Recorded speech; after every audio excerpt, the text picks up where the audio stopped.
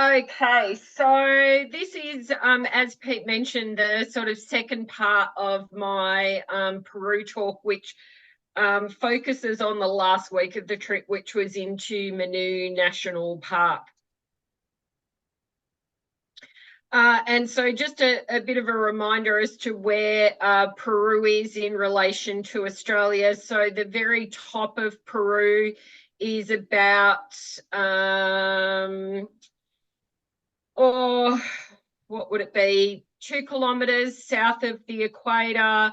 And then, you know, the very bottom end of Peru meets with Chile and Bolivia, and it's sort of, you know, far north Australia. So it is quite a sort of tropical climate, those typical sort of 2 seasons rather than 4 seasons.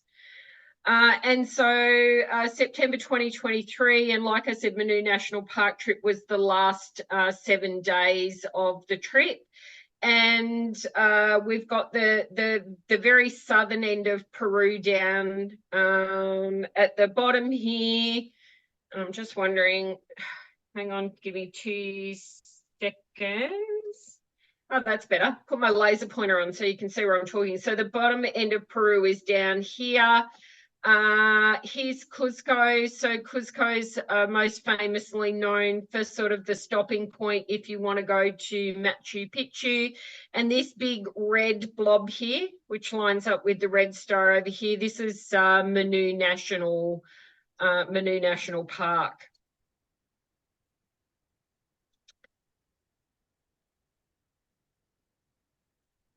And so it is the largest national park in all of South America. Manu National Park was established in 1973 and recognised as a World Heritage Site in 1987.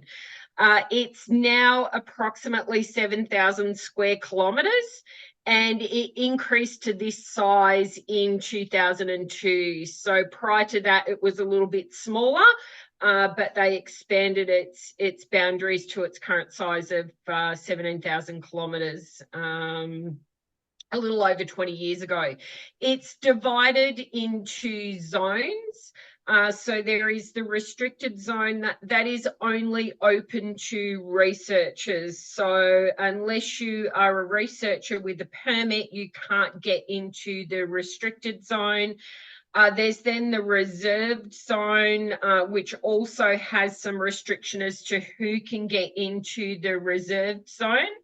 The recuperation zone, which is areas where they're trying to do revegetation and that sort of thing from past damage.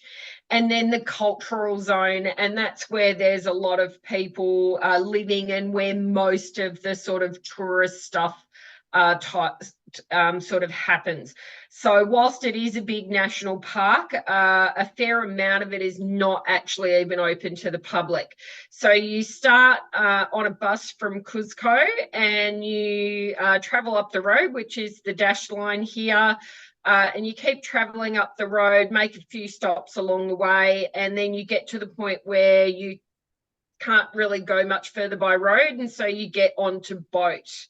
And you travel up the river to here, and then we went up the river into part of the reserved zone, so actually up into the Manu River, and then we came back down the river, back down to here to the Macaulay. That was sort of the second last day. And then you from here get back and come a different road back to Cusco. And so Manu National Park is part of the Amazon basin. So if we have a look at this map here, this big green area is all considered to be part of the Amazon basin. So it's absolutely massive. And so Manu National Park would sit about here. So it's a very small part of the Amazon basin. The entire Amazon basin is about 6.7 million square kilometres. It's over 8 different countries, and it's about 1/3 of all of South America is considered to be the Amazon basin. And so 10% of the world's known species are believed to actually be endemic to the Amazon basin. So very, very high in biodiversity for both plants and animals. But there are also 47 million people who live in this region known as the Amazon basin. Approximately 2 million of those people are Indigenous people, some of who live very, very remotely and have possibly never ever seen the sort of outside world and are still living like they did, you know, for hundreds of thousands of years. They're really not 100% sure in some of the regions. Of those Indigenous people, there's actually about 400 different groups and an estimated 300 different languages, Indigenous languages spoken in that region. It's been estimated that about 17% of the Amazon basin has actually been lost to human activities such as logging, mining, farming, etc. And so it's sort of called the Amazon basin. Everyone thinks of, you know, it being the Amazon River, but it's actually the Amazon River system. So again, the Manu River, that region we were in, is sort of down in this area here. Here's Cusco here. So we traveled up here into this region here. And so Manu River is just part of the Amazon River. So it collects all the rainfall from this region. It all travels down to the sea. And the mouth of the Amazon River is actually over here into the Atlantic Ocean. So it's a huge, huge river system that all sort of joins up to the main Amazon River. So climate and geography wise, it has basically 2 seasons, a wet season and a dry season. The average temperature in Manu is sort of between 25 to 28 degrees Celsius. They can get cold snaps down to about 8 degrees Celsius, and that's because at certain times of the year, the wind from Antarctica can actually travel all the way from Patagonia, which is the very southern end of South America, and it basically travels along the Andes mountain range all the way up to the very top, which I thought was really quite interesting. And that can bring temperatures down in some of the mountain regions down to about 8 degrees Celsius. So rainfall also varies depending upon the region of Manu National Park. So in the very southern areas, they get between sort of 1,500 to 2,000 mil a year. In the middle region, 3 to 5, and then up in the northwest, which is sort of the most sort of mountainous region, they'll get, and the sort of more tropical jungle type region, they'll get up to about 8,000 millimeters of rain in a year. And that all comes in sort of one wet season. So it's not even really over a year, it's over a single wet season. Fauna-wise, 160 species of mammal, 1,000 bird species, 155 amphibian species, 132 reptiles, 210 species of fish, and an estimated 1,300 butterfly species, which is just absolutely amazing. And if you didn't see my earlier talk on Peru, I had this little photo of the butterflies up. And so this was on the riverbank. And what the butterflies are doing is they're drinking, but they're also licking the clay that is found on the side of the river. And they do that, and they're not the only animals that do it. I've got a few more photos of some more animals doing it, but they do it to basically get salts and minerals that are lacking in their diet from the other food sources that they get. And apparently the region is very, very low in certain minerals, and so the best way to get it is by licking this clay. So when you get to the very start of the park, they have a really nice sort of area at the very start of the cloud forest region of the park, where you can get out and have a nice sort of walk and a look at the cloud forest. I love the fact that the sign was all in Spanish, but we had very, very good guides heading into Manu who translated everything for us. And so you'll see down the very bottom here is the sort of list of species that I mentioned. And so they do have 8 different species of large cats. We were lucky enough to see jaguars, which is apparently not totally uncommon, but not common either. So you are quite lucky if you get to see them. Lots of different species of monkeys. We only saw, I think, 2 species of monkeys. And of course, you know, hundreds of species of ants. So I shouldn't even try and pronounce Spanish. I'm terrible. Hormigas, 300 species of those. That's just ant species. So incredibly diverse insect-wise. So in the different regions, you've got the Puna grassland, and so that occurs at over 4,000 meters. So once you get up over 4,000 meters, it's really just grassland, trees and even a lot of shrubby bushes and that sort of thing can't grow above that height. So you get a lot of grassland. You then have, as you come down, the high Andean forest, and then below that you've got the cloud forest, and then you have the Amazon rainforest. And these different regions allow for a huge diversity of flora in Manu National Park. So to date, there have been 4,385 identified species of plants just in Manu National Park. 1,108 tree species, and one study has estimated that in one single hectare of Manu National Park, there were 250 different tree species just in that one hectare. So really, really incredible diversity.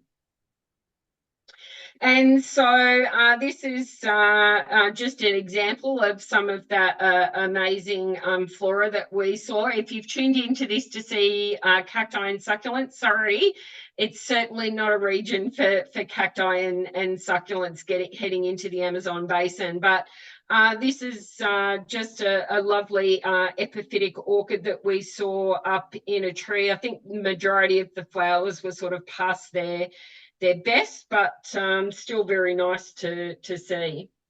And not very far from where we stopped to have a look at the orchids, we saw our first lot of monkeys, and these guys are eating these fruit on these trees, and they were literally right beside the road. When we pulled up and got out and had a look, they kind of checked us out, but they weren't particularly worried by the fact that we were all there as tourists taking photos of them. And the guide said, you know, they tend to live sort of quite local and don't tend to sort of worry about people are coming and going because there's no sort of real threat to them. And so they were incredibly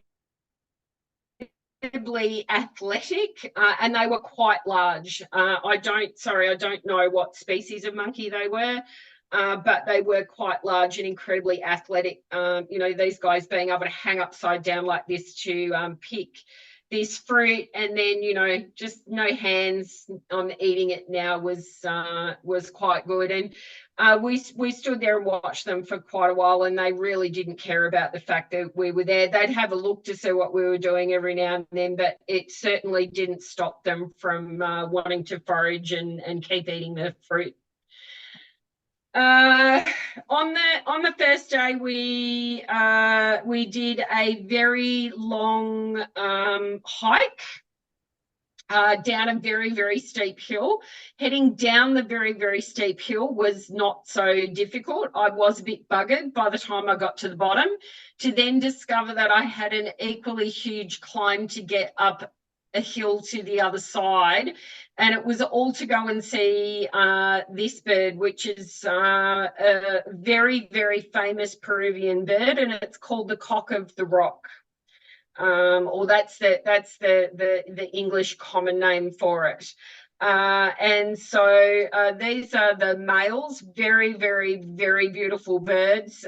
So you sort of hike to a birding platform in the jungle, and you have to sit there very quietly. But you know, it's a region that's very, very well known for them. We were quite lucky. There were two males there calling, looking sort of for females to mate at the time we were there. So, but very, very beautiful, beautiful birds. And even though you kind of try to look for them in the jungle and through the trees, you know, they're very, very easy to spot because they're just so vibrant orange against all the green.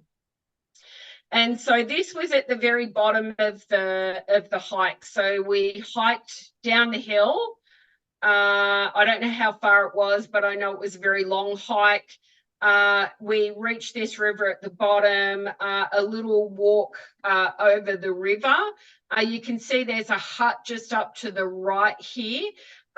This is actually the property owner who owns the property where the bird hide is, and they're part of a conservation group. So they do work with the national park. So they're Indigenous people who live in this region, but they work with the tour guides and they work with the national park to ensure that people can come in and see things in the park, but do so in an environmentally sort of conscious way. So at this point, I was kind of like, oh, we're almost there, but it was like halfway. So I managed to get in to see the bird. Getting back out was a bit of a worry because it was a very, very long hike, of course, to go back down a hill and then back up another very steep hill. But it was definitely worth the walk. But I could have certainly been fitter than what I was, that I will say. And so along the way, of course, we did see some other interesting things. So really, I always thought Australia had massive bull ants, but this guy here on the left was absolutely huge. And apparently the sting is excruciatingly painful. So we were warned to, you know, not put our hands out. Like even if we felt like we were slipping, don't put your hand out and like grab something, because there were all these things that could like bite you that would be nothing that was incredibly poisonous where you would die, but it would be incredibly painful. We also saw leaf cutter ants. So you're probably looking at this picture in the middle with all the leaves going, what the hell? So if you look at these green leaves that are sort of in bits, this is a trail of leaf cutter ants. And they're, you know, they were just happily, merrily, you know, carrying their leaves across the path. So of course I had to stop and take a photo, but I didn't have time to get a nice close up. And then some sort of very hairy caterpillars, and these guys were huge, really, really big, and very much like a lot of the hairy caterpillars that we have here in Australia. If you touch them, they make you insanely itchy. And the guide was kind of watching us going, yeah, and kept saying, don't touch them, don't touch them. It's like, we're not touching them, just want to take a photo. So, but yeah, very, very cool. And of course, as we were wandering along to the left of the path, I noticed these holes, and I originally thought they were ants. And the guide, you'll see there's another hole here, and there's this dirt sort of built up around the base of this bit of a rock and a tree. And I initially thought it was going to be something like ants or maybe some sort of termite or something like that, but they were bees. So I took this photo standing well back. I didn't want to sort of get and stick my camera in there and disturb them and get swarmed or something. But they were bees, and the guide was explaining to me that their hive underground would be huge. So you can see the multiple entrances and then all of this. So he said all of this sort of area here would actually be their hive underground. So I never knew that bees made hives underground. So, you learn something new every day. Apparently, it is actually quite common for certain species of bees. So you learn something new every day. I had to come home and read a bit about that. At the first lodge that we stayed in Manu National Park, something I should warn you if ever you're thinking of going there, none of the places we stayed had electricity, like mains electricity. So they all have solar panels, so there's always electricity during the day. I think 2 or 3 of the places that we stayed at had small batteries to store the power that was generated during the day. But pretty much, you only get hot water when the solar power panels are working. And the electricity from the batteries is fairly limited. So you often only have things like lights and stuff like that until about 9:30 at night. But that's okay because you're absolutely buggered because you've been up since 6 o'clock in the morning. So but the first place we stayed at, really, really nice. And they had these weaver birds. And I'm sort of familiar with weaver birds of Africa. And so these were really quite cool. And so I sort of sat outside watching for a bit, and I was trying to work out how they entered the nest. This is an old nest. You can see it's sort of fallen apart. And the same with this one up here. But they actually come in through the top. So it was almost sort of like a big sort of handbag or tote bag. And so, yeah, they actually come in through the very top of it to get down into the nest. And this is the bird that lives in them. So despite the fact that there were quite a few coming and going, because it was getting quite late in the day, I only managed to get one photo. And these guys were actually quite big. I would say about the same size, maybe a little bit smaller than a magpie. So certainly a lot bigger than any of the weaver birds that I'd seen on trips that I'd done to Africa, which was quite interesting. We also saw these guys. I did have this photo in my last talk, but I so love these little guys. They were so cute. I haven't been able to find a name for them. I've been meaning to message the guide, one of the guides that we had, because he's actually a birder, does a lot of bird tours.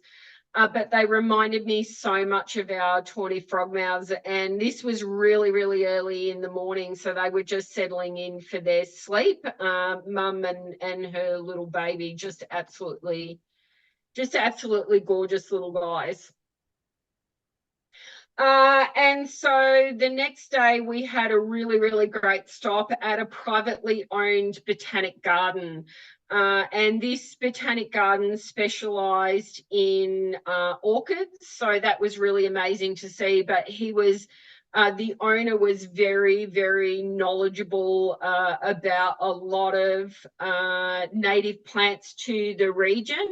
And so I've got here just some photos of some of the orchids, another really nice native plant, and this here, which is known as the walking palm tree, with its roots like that. And so apparently when there's a lot of rain, because of the roots like that, if the ground shifts, this tree can actually kind of like walk or move with the ground rather than getting knocked over, which I thought was really a rather cool adaptation to have. The other really fantastic thing about this guy's gardens is he feeds hummingbirds. So there were literally hummingbirds everywhere because he puts the sugar water out for the hummingbirds. My camera, as much as I love it, I couldn't quite get the settings right to get a good photo of them flying. So I had to be patient and wait for them to stop for a second on a branch and then snap really quick, because they do not stop on a branch for very long. They literally land, must take a breath, and then go. I don't know, but they were so super quick. And these guys were so tiny. These weren't the smallest ones that we saw. Some of the smallest ones that we saw would have been about the size of your thumb. So really, really tiny. These guys are a smidgen bigger than that, but not very much. Certainly, I would say, more the size of the Australian fairy wren. About that size, different body shape, obviously, but yeah, maybe even a little bit smaller than a fairy wren. So this is one of my favorite photos that I've got, which you may or may not have seen my Facebook profile picture. But I just absolutely love the color of this guy. And then, of course, the beautiful orange and yellow flowers in the background. And then this little one here, and the white markings just around his eye just make his eye look really strange. So that's one of my favorite photos of the hummingbirds too. And of course, it was in this guy's gardens that we were lucky enough to see a toucan, which was just so amazing. And he was literally, he was quite a distance from us, so you had to kind of, zoom the camera in and get him between the bushes. And he knew we were there, and he was watching us, but he quite happily sort of sat there and posed and waited while we all got our photos before he bucketed off, which was really good. So I was very, very excited to see a toucan. It was on my bucket list of birds that I did hope to see while I was there. So, like all trips, it's always fun when you get to have a bit of an adventure. So, we went to this sort of small lake. It's a very small lake, and a lot of the lakes were like this. So, very heavy with these sort of grasses and just small waterways. And so we had to paddle. Well, I didn't. I sat there. The guys paddled or used the stick like they do in Vienna. To maneuver these rafts up the river here to way off in the distance over here was a platform that you could get on. So of course it was quite a bit of fun for those of us who were sitting there watching the guys try and figure out how to steer these things with just a stick. But it was certainly good for a giggle and for a laugh. We all enjoyed ourselves. And so you're basically coming to this area to see this bird. It was quite difficult to see. It was down feeding in the grass, and it was probably in between the size of a turkey and a chicken. I can't remember the name of it, but apparently, yes, a really, amazing bird to see if you're in Peru. This bird here, which is sort of quite interesting looking, is known as the stinky bird, and nobody in Peru likes it. I personally didn't notice that it was a smell, but I didn't get really close to it to know, but it's known as the stinky bird. And then down here was another bee's nest that we also saw off in the trees, and that's sort of more what I typically see and think of as a bee's nest, and some more lovely sort of looking caterpillars on a tree. I like to photograph bugs unless they've got 8 legs, and then I'm too busy running the other direction to take photos. So that sort of section was in the early part when we were still on the road. And once you get to the point where there really is no more road, you get into one of these big long boats. And so you can see all of our luggage is kind of piled up the back.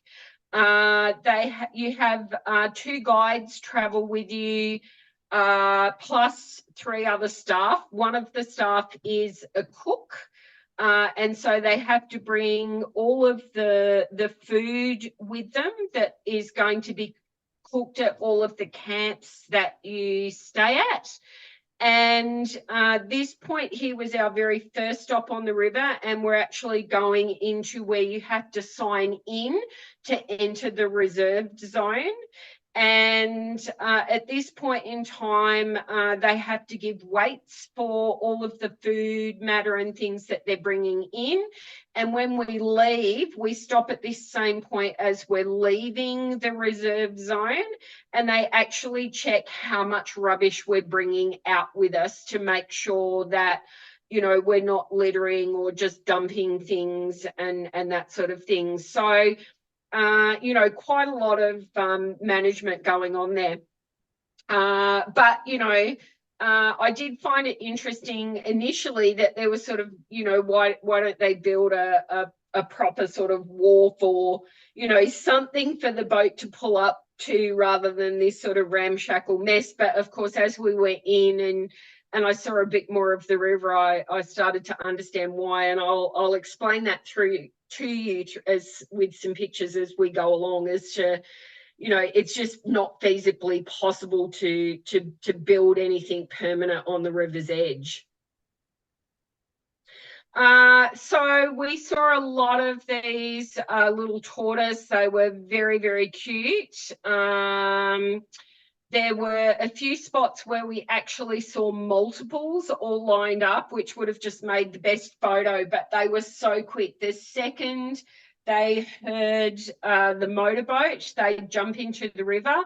The guides explained that's because they are hunted by the local, the indigenous tribes. Apparently, good eating on a tortoise if you can get a hold of them and get them out of the shell.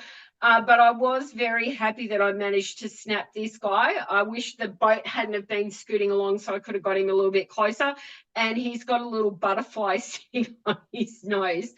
So, but of course, it would have been good if I could have just said, put the brakes on for a second, let me zoom in. But when you're on a river in a boat and you're traveling against the flow of the water, you can't just pull up stops anytime you want, which was something else I learned. And trying to take photos in those circumstances was also a totally new learning skill for me, and it was a bit of an uphill learn. Some of my photos turned out really well and some turned out absolutely terrible, but anyway, you live and learn. Very, very high on my priority list, I really wanted to see capybara. So capybara are a rodent, and they do look to me a lot sort of like are they a rodent? Actually, now I'm questioning myself. They look to me a lot like a giant guinea pig. And yeah, I don't know. I just always sort of wanted to see a capybara. So they were very much like the turtles. The second that they heard any kind of noise from the motorboat, if they were anywhere near the water, they'd run off. And these guys were just lazing in the edge of the water. So I was lucky enough, had my camera out, and I was able to get one shot before there were three of them. Managed to get this one shot of one of them before they disappeared off into the bush at the edge of the river. Lots and lots and lots of different bird life. Again, you know, sometimes easy to get photos of, other times very difficult. It depended very much upon where you were on the river, how fast you were moving. In some spots, because the water becomes quite shallow, they have to turn the motor off and you just kind of drift, and they control it with the sticks to stop you running aground. So it was quite easy then to often get photos because the birds didn't get the warning from the noise of the motor of the boat. But again, difficult because you're trying to focus from a long way away and the animal's moving and you're also moving.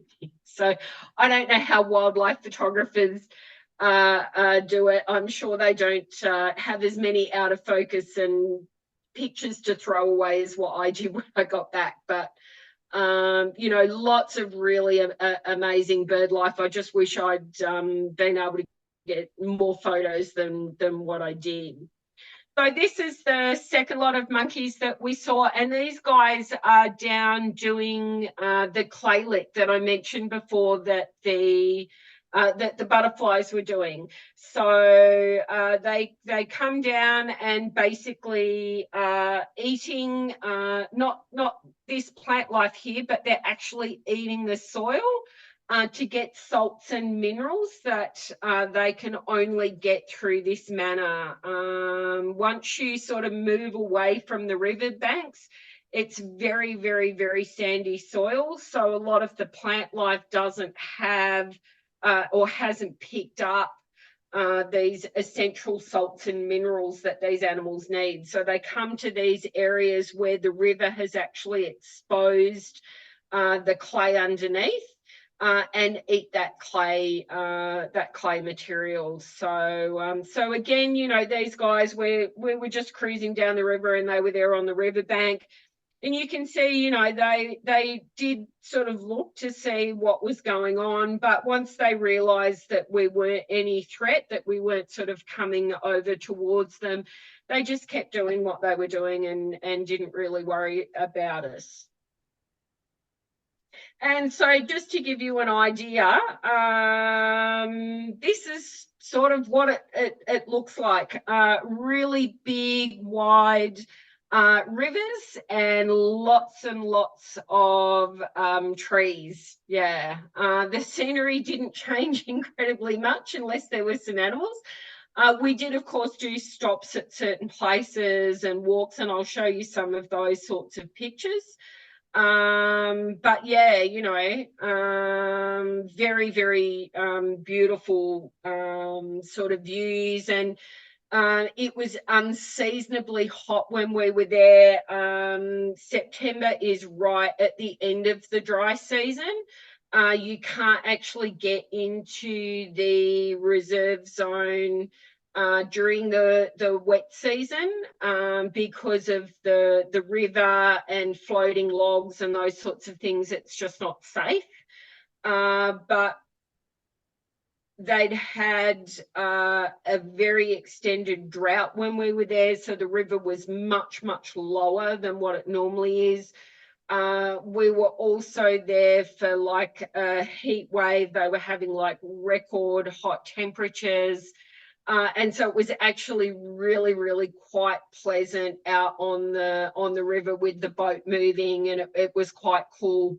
The second you stepped off onto these sandy banks, though, you got eaten alive by what they called sand fleas, which are a little bit like a sand fly, but they don't actually fly. And you don't feel them biting you, but a couple of hours after they've bitten you, you get really insanely itchy. And I mean insanely itchy, and you itch for about 2 weeks. So it was really awful. You literally get bitten once and you learn the error of your ways, and you wear long pants and you tuck your pants into your socks. And you slather so much insect repellent on yourself. Fortunately, though, because we were there at the end of the dry season and it had been unseasonably dry, we had very little problem with mosquitoes, which was really nice. But the sandflies were horrendously bad, and you can't even see them. You've got no idea that you're being eaten alive by these things until it's too late. So the following day we actually went to another lake, and so this is us departing from the platform on the boat. This is maneuvered entirely by paddling, and full round of applause to the guides and a couple of the guys on the tour who had a go at paddling us. They really, really put in the hard work. So we were here really early in the morning. The sun was just literally coming up. I know the other picture looked a lot brighter, but the sun was literally just coming up. And this is actually a lake. So the Amazon or the various tributaries of the Amazon River shift and move. And so areas that were once part of the river can be totally shifted and turn into, or the river totally shifts and you get regions like this that are left as really big lakes, or the river shifts and it ends up as a sort of a dry river bed, and the forest comes in and takes over. And the amount of shift that can happen was actually really incredible when the guys talked about it and explained it. So this really, really massive lake, we were here to see one particular species of animal. Sorry, just another picture of the lake. It was so beautiful and so calm, not a breath of wind, just absolutely perfect. This is what we were there to see. So giant river otters. And these guys, there was a family group of them, which again, the guy said was really unusual to actually see a really big family group.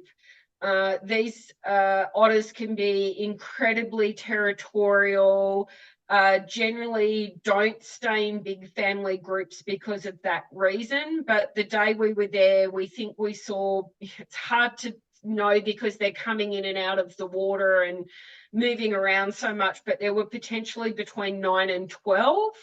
And the guides were saying normally you only see groups of 4 to 6.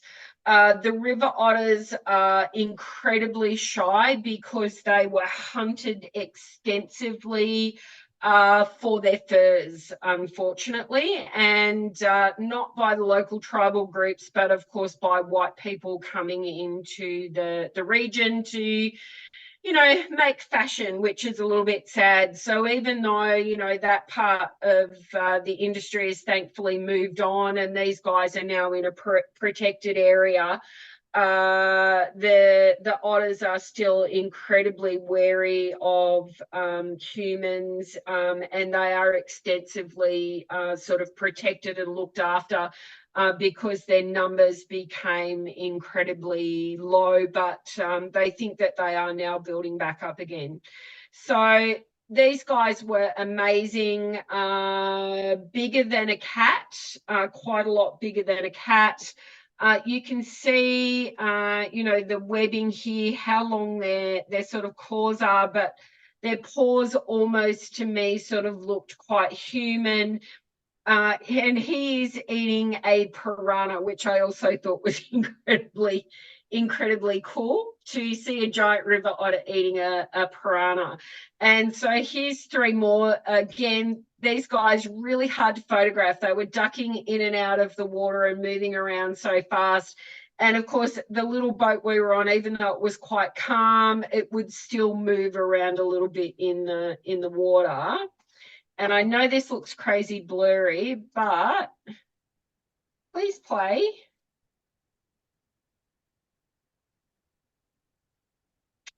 Give me 1 second. I want this to play for me. No, it should have auto played. Bear with me 1 second.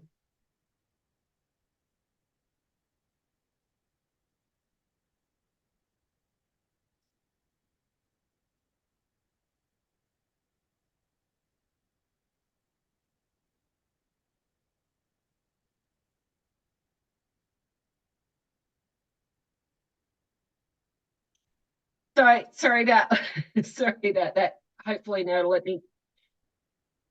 So yeah, they were the giant river otters, just absolutely amazing experience to be able to see those guys. So I was talking about how the river moves, and obviously we're there at the end of the dry season. So I'd sort of put this photo in to show you. Let me grab my laser pointer back. And so you can see here, yes, whilst there is a lot of vegetation, you can see here behind that vegetation just how high the river can get.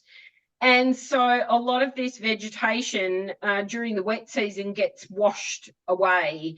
And so you obviously have a lot of sand and silt and tree logs and all sorts of things being washed down the river. Oh, God, I hope my battery's not about to go flat.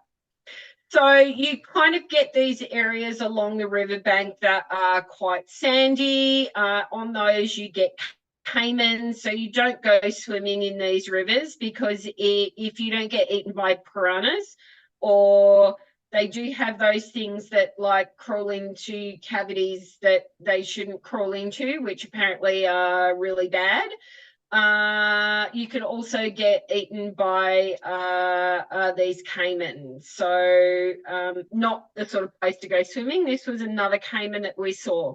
So you sort of see these guys on these really, really sandy banks. So it tends to be in certain parts of the river particularly where you get a bit of a bend, on one side you'll get a lot of this sort of sand being deposited by the water moving. And then on the other side, you get these massive areas where all of the trees that have been sort of washed down by the natural flooding that happens during the wet season, and they sort of cause these dams, not totally blocking the river, but this has a massive sandbank behind it. So at one point, this is somewhere where the sand would have been deposited, and then it gets to the point where it gets all of these logs building up, and so it then starts to trap more and more silt, and so that keeps shifting the river's path. So it's never the same from one year to the next after the wet season. When the guides come back in, they've got to learn the path of the river and where all the treacherous parts are all over again.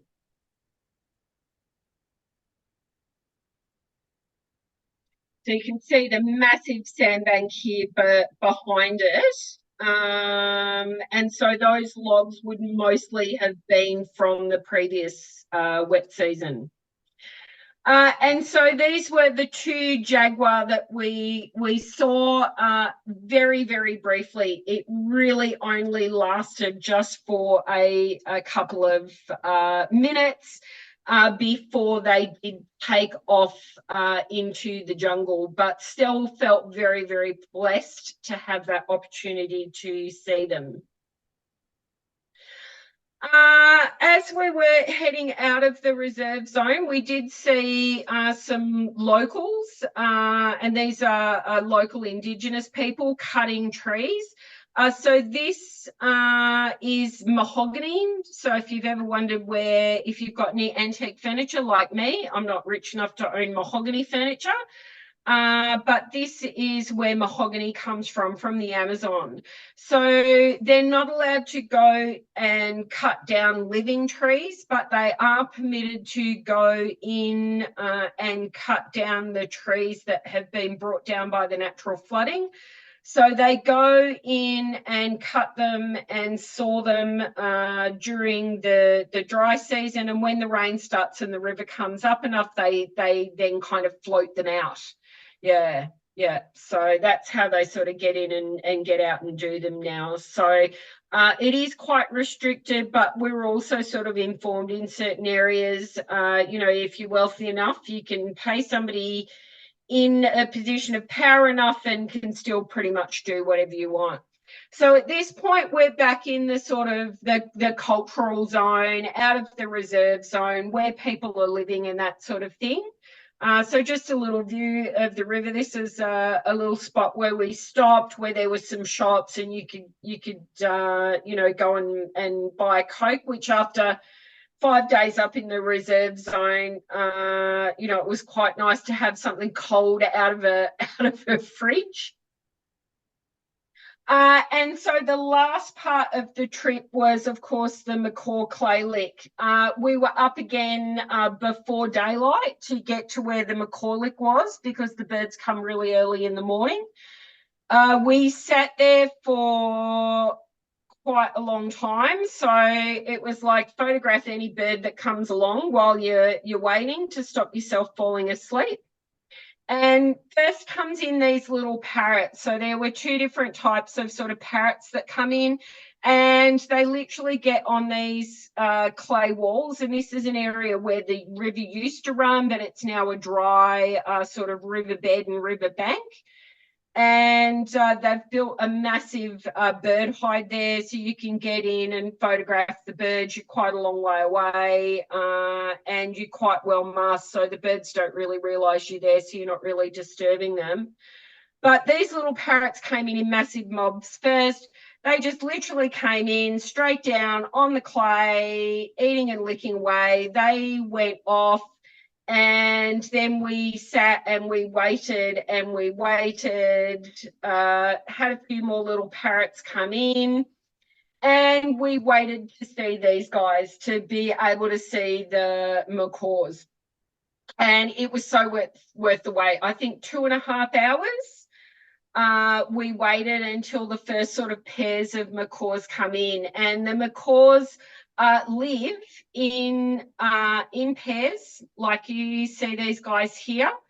And so if you see one on their own, they're like a lot of the Australian native parrots. When they mate for life. So if you see one on its own, it's usually because it's lost its partner and it will never, ever mate again.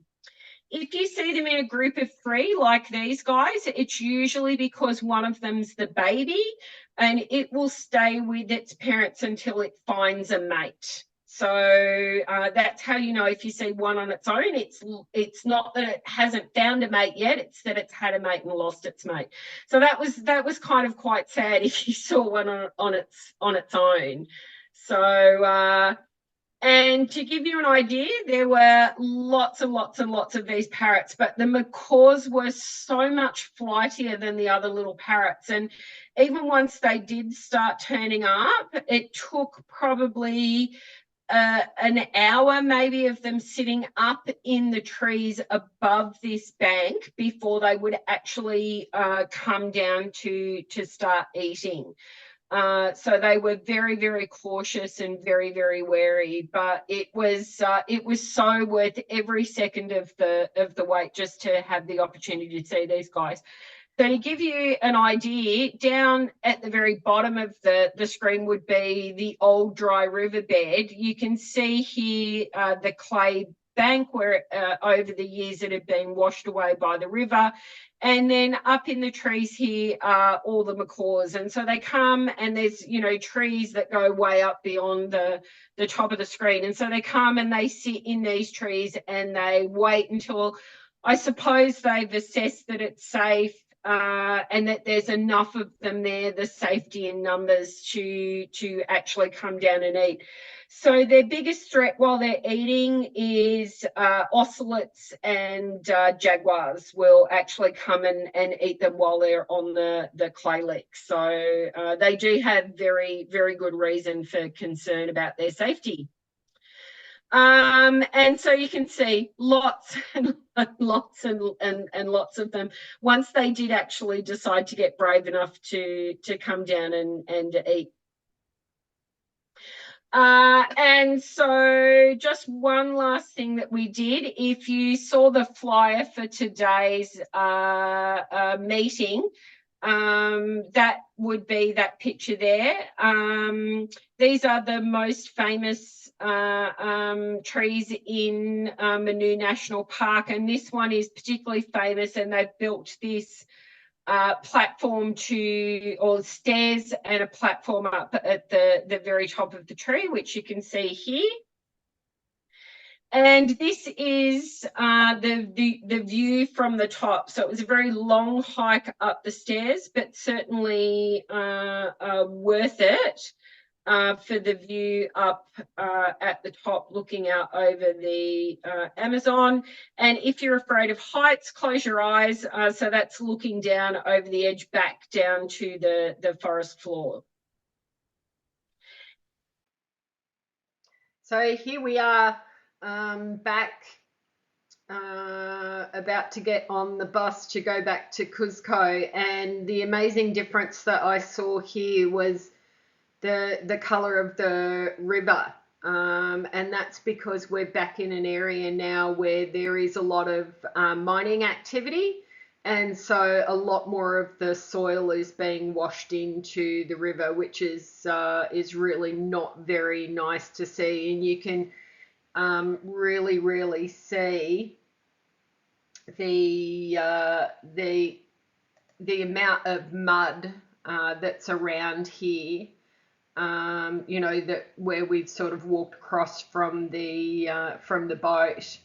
And so, you know, it certainly didn't look like this when we were up in the protected area of the national park. So, you know, saving these national parks in South America to protect the Amazon is so important, and it was really amazing to be able to see an area that was sort of, you know, not virgin, because there are people who are living there, but where human destruction has not really had a massive effect. So huge thanks as always to Guillermo Rivera from Plant Expeditions, who really does just put together the most amazing trips. And for those who would like to see a little bit more of my my travel stuff, I used to post a lot to my own personal Facebook page, but I've moved to a new page called Everything Sucks. So, you know, when everything sucks, save up your money, go on a holiday and see plants in habitat. That's my theory. Get out of here and enjoy life a little bit. But you can check it out on Facebook. Alternatively, YouTube, Everything Sucks, at Everything Sucks 22 on YouTube, and also on Insta. So my next trip is South Africa in August 24, and I'll be putting up sort of the images and little reels and things like that from my my past trips if you want to go check it out. And of course, you know, can't leave the Amazon without seeing a piranha. So a couple of the guys went fishing and caught some piranha, and this is just sitting here waiting for one of the cooks to give it a clean and then cook it. And whilst I might have tried guinea pig on the earlier part of the trip, no, I didn't try piranha. I probably should have done, but anyway, no, I didn't. And so thanks very much for listening. I really do hope you have enjoyed my talk. And here's just a magnificent view from the flight from Lima back to Santiago to then get on the flight home to Australia. Those mountains just take my breath away every time. Thanks again, and good night.